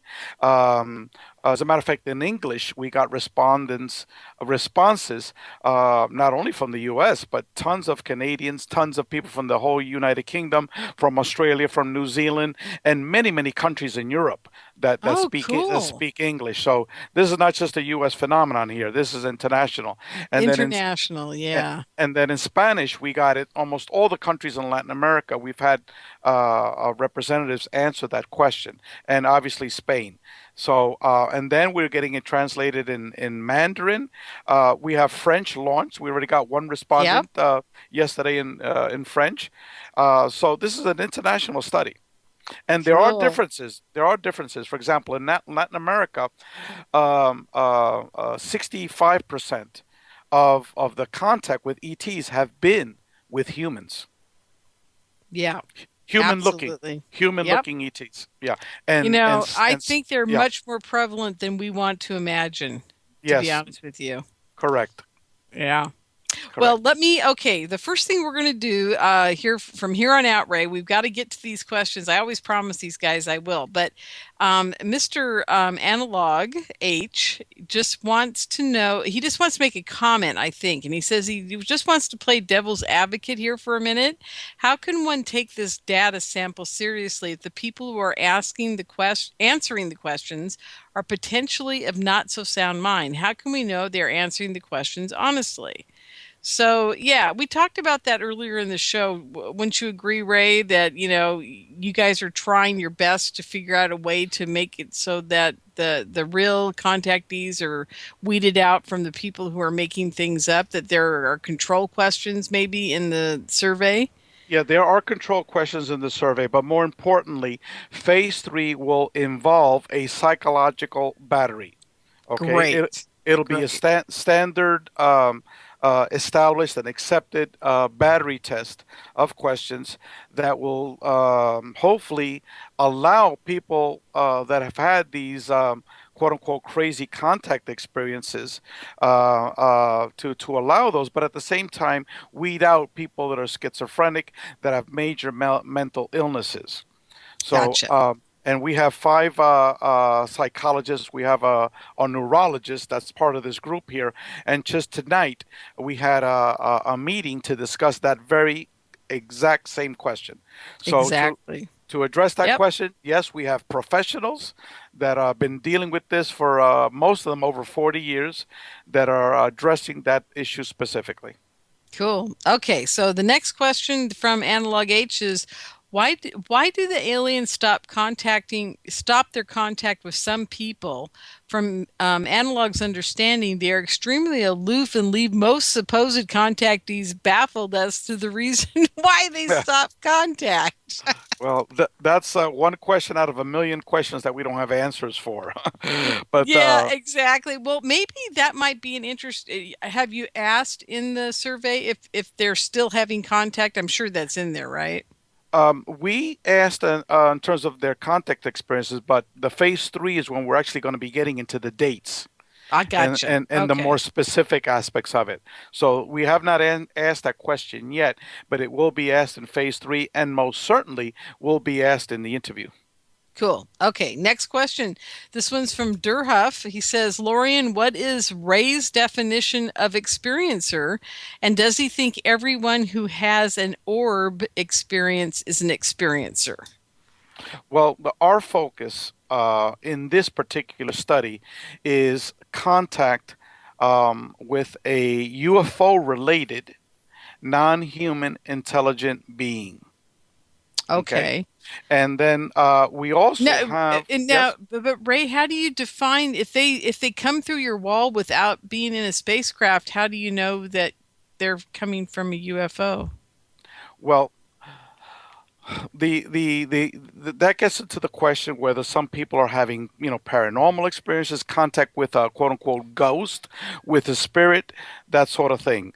Now those individuals that were not able to identify as for example, they've either seen a UFO or they have described a typical being that has been associated with UFO related contact. Okay. Okay, I gotcha.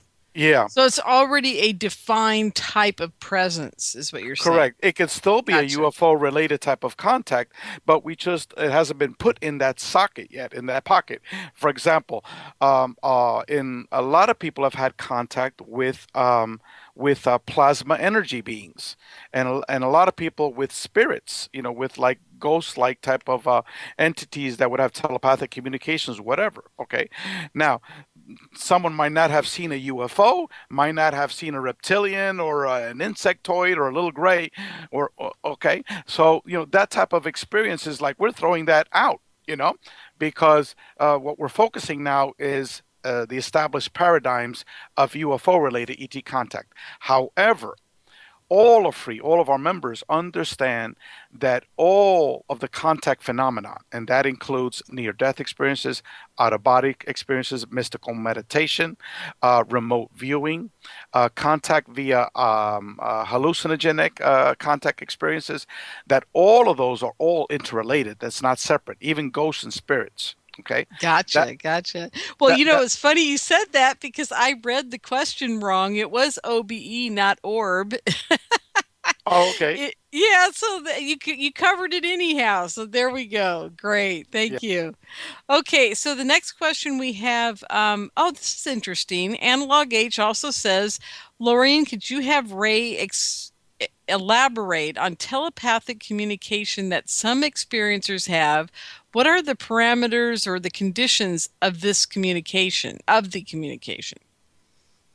Okay, we have defined communication under various different types of scenarios. One is two-way communication. Okay, another one is that you just get information like a download. Okay. Some people get information via automatic writing. Okay.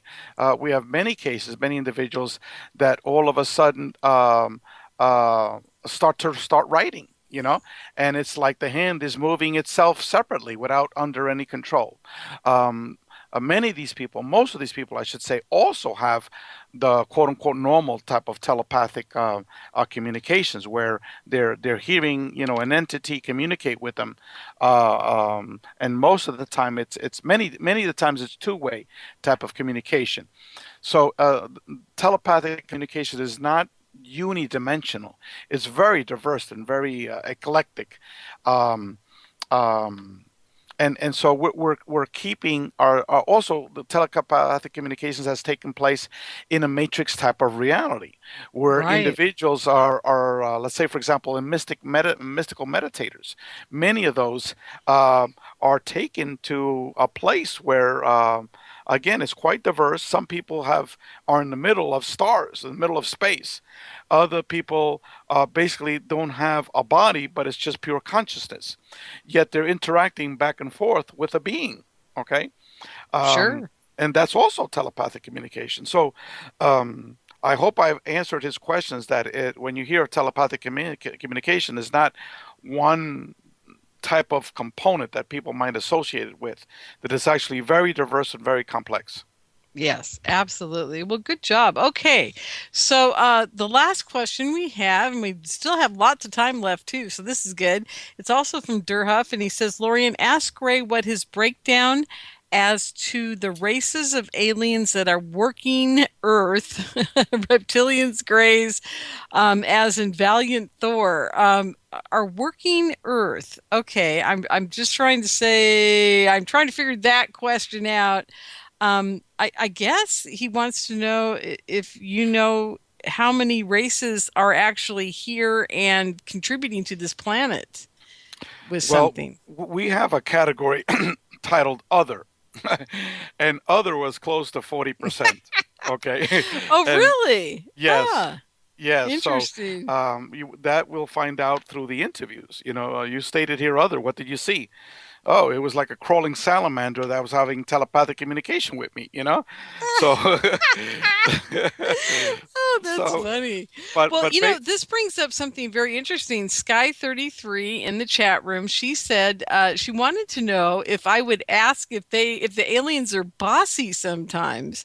Do you have any differentiation in the survey that tells whether they're aggressive or diminutive? I mean, not diminutive, but passive. Their type of state towards human beings. Do you have that defined? we asked lots of questions about the actual interaction with the ET.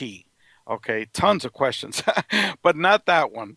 What would be helpful maybe for the guests and yourself, Lorien, and others, is go to our temporary website, experiencer.org.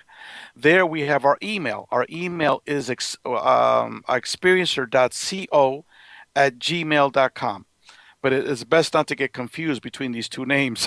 Go to experiencer.org and you will have our email, and send us possible questions that you would like to be incorporated in phase 3. And so phase 3 is we're going to be meeting in about a month to begin asking questions in phase 3. So please send us questions. Now, Rey, this brings me, we've got about 5 minutes left in the show. So this is where I want to go for the last few minutes. Your experience was a healing experience because it healed your dog. Is that correct? Oh, it's been many, many different experiences. The first initial experience was in March 4th of 2012, and that was my wife saw a different entity. She actually was taken in front of me. Instantaneously, she was there, and then poof, she was not there. And then I was automatically focused to this plasma energy being that basically instructed me to go to my bed, lie down, and I was knocked out for 15 minutes. And then when I woke up, it had totally cured our dog, who we were going to be putting to sleep that very same day, because she was 16 years old. She was very lethargic even before she had her stroke, walking like an old lady in crutches. And then all of a sudden, when I ran down the stairs, I woke up. My wife was like, brought back, and my wife was like, the angels cured her, the angels cured her. And she was dancing on the floor, and the dog was like shooting all across the floor, shoo, shoo, shoo, like a little puppy, and totally cured. And in my head, I was like, what the, just happened, So that was our very first experiences. And after that, my entire family has had experiences. And we've also had witnesses to other types of experiences as well. So, and it involved beings, it involved crafts, it involved telepathic downloads. And I guess to me personally, besides of that energy being inside my living room, to me the most outstanding experience was I playfully called down, not expecting it to appear, a huge, gigantic craft the size of a football stadium that was literally 30 feet away from us, that was 5 feet from my neighbor's roof.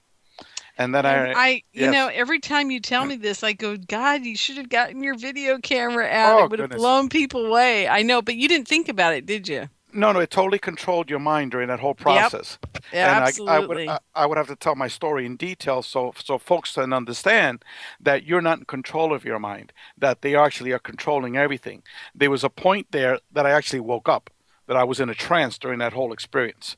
And then I woke up and I said, holy, what the hell just happened? And then after I felt I was being attacked by these mosquitoes, and it was my daughter that said, Daddy, there's no mosquitoes outside, right? And I said, oh my God, I ran inside the house because these mosquitoes were attacking me, and yet this huge craft is still there. So I grabbed my video, my camera, and I ran outside. Poof, nothing was there. So they put inside my head that mosquitoes were there. And it wasn't until I was inside that my daughter said, Daddy, there was no mosquitoes outside, that I snapped out of it. I woke up. Yes. And this is a huge component, and we're going to have to do another show in a few months and maybe bring on Kathleen and a few other people, because, this is what I really want to start talking about more on my show, is this whole thing about them controlling our minds during all these events, because I think this is huge. I think this is where your survey should be going, to the point where we figure out what that is all about, and we may never get an answer. We may never get anywhere closer to it, but hopefully your survey. Rudy and Edgar have a hypothesis, and all deals with consciousness. Exactly, and I agree. The quantum hologram theory of physics. Yep. Absolutely. It's funny you're saying this, Ray, because as a lot of people know here on my show, and maybe not know, is I've had 2 major downloads in the last year. The first one was a giant spider web, and they said everything's connected, and holographics are part of it, and time travel is part of it, and parallel dimensions are part of it, and even the JFK assassination is part of it. And, it was mind-boggling. And then 6 months later, I got another one where they expanded upon this. So it was very intriguing. But anyhow. We asked those 2 questions, the parallel universes, the time travel, and it was like 95% of experiencers said yes, that the ETs are involved in time traveling. They are involved in multidimensional realities. That's right. Absolutely. So, what can I say? It's the end game here. I think that's really where we're going to find out in the scheme of things. That's what's going on. So anyhow, okay, folks. So we're getting to the end of the show. I want to thank Rey Hernandez for being with us here from F.R.E.E., the new organization of F.R.E.E. So visit their new website. It is experiencer.org. That's .org, experiencer.org, and check them out. They'll have all kinds of new information up this month in July. And Ray, thanks a lot for being on the show tonight, and we'll talk to you again. Good night, everyone.